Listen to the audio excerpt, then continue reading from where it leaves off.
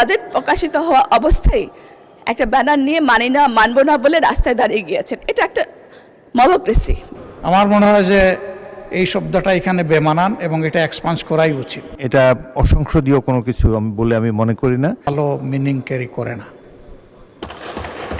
Definitely এটা একটা objectionable শব্দ এবং আমার ধারণা তিনি খেয়াল করলে এটা বলতেন না, বেখেয়ালে বলে ফেলেছেন।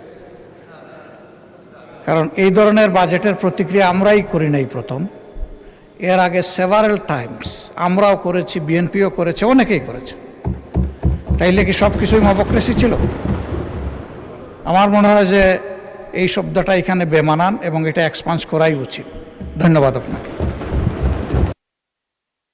মাননীয় সদস্য, মবক্রেসি এখন একটা কমন টার্ম হয়েছে, সবার বক্তৃতাতেই এটা শোনা যায়। তো এটা কোনো অশ্লীল শব্দ না।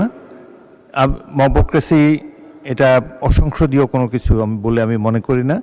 আপনারাও এই বক্তব্য ইউজ করতে পারেন। এটা রাজনীতিতে নিন্দনীয়, ডেমোক্রেসির বিরুদ্ধে, কিন্তু এটা একটা অশ্লীল শব্দ না, এখনো সংসদে এক্সপাঞ্জ হওয়ার মতো শব্দ না।